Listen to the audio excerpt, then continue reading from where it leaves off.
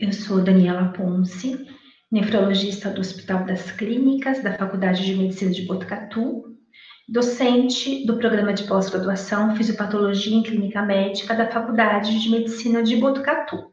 Eu vou discutir com vocês uma linha de pesquisa iniciada durante a pandemia da Covid-19, intitulada Injúria Renal Aguda na Covid-19, estudo sobre a incidência, os fatores de risco e a mortalidade, e o papel do suporte renal agudo precoce no prognóstico dos pacientes.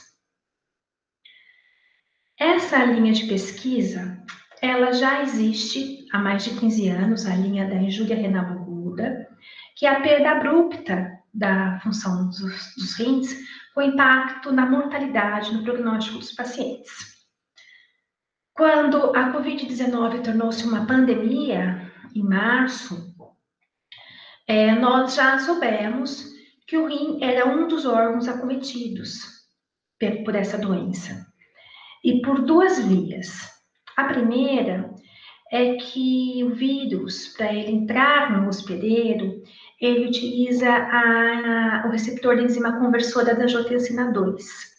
E onde que existe, mais esse receptor, onde ele é mais expressado? Em vias aéreas, superiores, nariz, boca, em pulmões e nos rins, tanto na parte que filtra, nos podócitos, como também nos túbulos. Então, uma via é que o vírus, ele pode entrar diretamente no rim e prejudicar de maneira aguda a sua função. A outra é que o vírus causa uma resposta inflamatória muito grande no paciente, no hospedeiro, uma tempestade de citocinas, e essa liberação, exacerbada de citocinas pode causar uma alteração na função dos rins. Isso certamente vai contribuir para a mortalidade do paciente.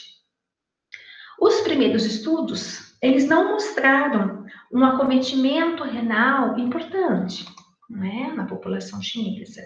Já na Europa, foi em torno de 10%, nos Estados Unidos, em torno de 25%. Então, quando nós iniciamos a nossa linha de pesquisa, e eu vou compartilhar aqui com vocês, nós elaboramos um projeto que era subdividido em 2 subprojetos. O primeiro epidemiológico, que pretendia estudar a incidência da injúria renal aguda, os seus fatores de risco, o seu papel no prognóstico dos pacientes.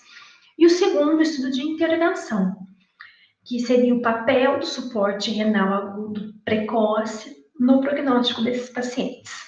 Nós somos um grupo de pesquisadores, da nefrologia, da pneumo, das moléstias infecciosas, da clínica médica geral, com muitos pesquisadores, médicos intensivistas, emergencistas, envolvidos também alunos de graduação, de iniciação científica e de pós-graduação.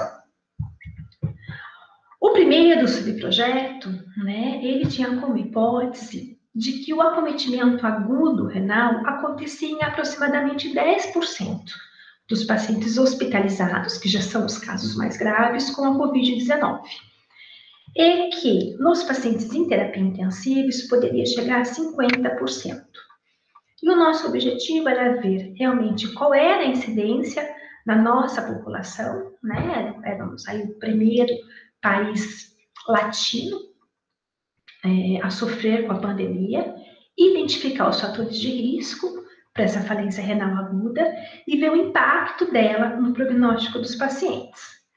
Esse é o delineamento do estudo, ele está acontecendo no Hospital das Clínicas, que é um hospital de referência para mais de 2 milhões de habitantes da região e também de referência para a Covid-19, com 30 leitos de UTI específicos para a Covid e 40 leitos de enfermaria. O objetivo é acompanhar o delineamento do estudo, é acompanhar todos os pacientes de enfermaria e de UTI com o diagnóstico do coronavírus e identificar aqueles que desenvolverem IRA, os fatores associados a ela e o desfecho. O que nós temos de resultados parciais? nos primeiros 90 dias da pandemia, que nesse período foram hospitalizados 71 pacientes com a Covid-19, e, para nossa surpresa, a prevalência de ira foi de 43%, né, muito superior à observada tanto na China como na Europa e até nos Estados Unidos. Uma das explicações para isso é que o nosso hospital é de referência, então para cá são referenciados os casos mais graves.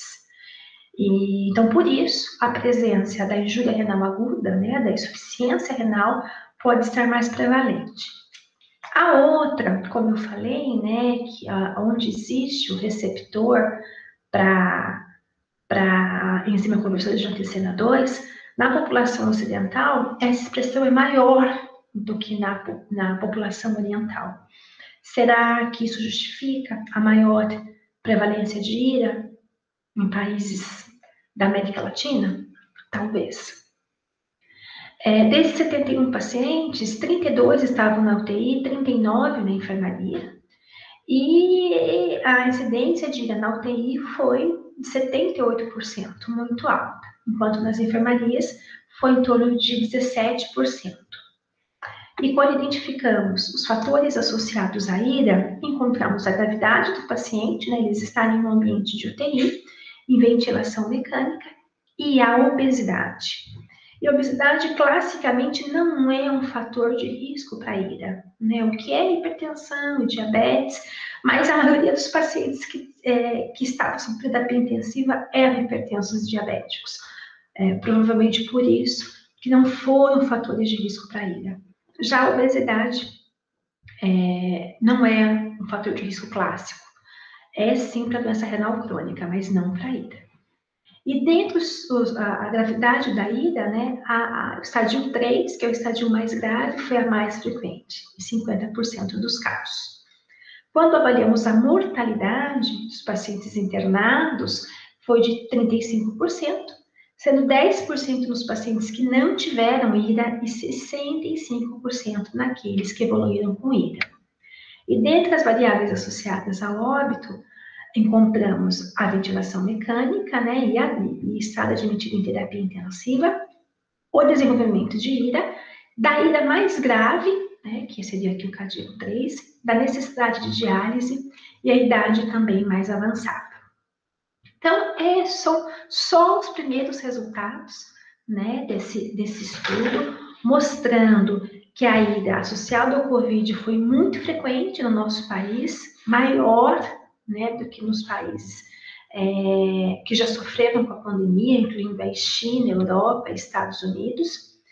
Nós identificamos como seus fatores de risco ventilação mecânica e obesidade, mas são necessários, né, inclusão de um maior número de pacientes e análises multivariadas para a gente responder, né, com mais segurança, com clareza, qual que é a incidência da ira associada ao Covid, né, seus fatores de risco e seu impacto na mortalidade.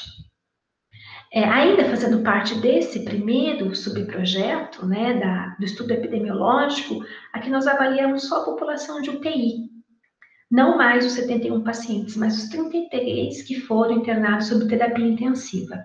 E de maneira semelhante, né, fator de risco para o desenvolvimento da ira foi a obesidade. Ira muito frequente nessa população, quase 80%, com uma mortalidade de 70%. Então, se a gente observar, os pacientes admitidos em UTI que não tiveram ira, a mortalidade de 14%, e aqueles que tiveram ira de 85%. E os fatores associados ao óbito na população em UTI, além da idade, a ira e a gravidade da ira, mas não a diálise, né? Então, na ira mais grave, aqueles que dialisaram, isso não foi associado à mortalidade, ok? Aí, o nosso segundo subprojeto, que é um projeto de intervenção, já foi aprovado pelo CONEP, ambos já está registrado no REBEC, e a pergunta dele é se o suporte renal agudo, ou seja, se a diálise, quando indicada precocemente, pode impactar no prognóstico mais favorável desses pacientes. O porquê disso? Porque a diálise, ela consegue tanto remover o excesso de líquido dos pacientes, e nos pacientes onde o pulmão é o principal órgão de choque, que é o que acontece na COVID, excesso de líquido prejudica a ventilação. Então, você não poderia trazer esse benefício. E também, pela diálise, conseguir remover citocinas. Né? Será que a diálise remove as citocinas envolvidas na tempestade da COVID? E se ela remover, isso pode trazer algum benefício para o paciente? Então, a hipótese foi de que a indicação precoce do suporte renal agudo, ou seja, da diálise nos pacientes com COVID positivo, em ventilação mecânica, em UTI, poderia trazer melhores desfechos clínicos. O desenho de estudo é esse, né? População com COVID positivo, unidade de terapia intensiva em ventilação mecânica com IRA ou com balanço hídrico positivo de pelo menos 3% ou na tempestade, ou seja, mais do que 12 horas de febre acima de 39 graus. Se sim, preenchesse esse critério, os critérios doentes eram randomizados e indicação precoce ou indicação padrão, ou seja, agora a indicação eram pelos critérios da falência renal. E também iriam ser tratados por 2 métodos diferentes de diálise. O que nós temos nesse curto período de tempo? Que nós realizamos 17 pacientes, como eu falei, todos em ventilação mecânica e em UTI, 8 de maneira padrão e 9 mais precocemente, ou seja, quando o rim ainda não estava no terceiro estadio da sua falência. E nós ainda não observamos diferenças estatisticamente significativas, tá? 87% de óbito no grupo padrão e 66% no grupo precoce. Mas um N ainda muito pequeno, embora sem diferença significativa, talvez isso tenha alguma relevância clínica, morrer 87% num grupo e 66% no outro. Ainda são necessárias análises mais profundas, né, multivariadas, e ampliar o número de pacientes para a gente ver se essa diálise precoce tem algum papel no prognóstico dos pacientes com Covid-19 na sua forma grave.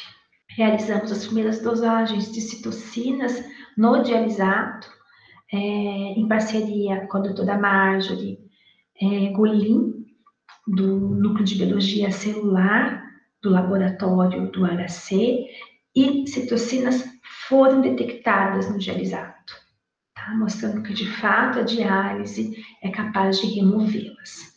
Então, como conclusão, ainda os dados são muito incipientes, mas já sabemos que citocinas são removidas, só não sabemos se isso impacta no prognóstico ou não do paciente.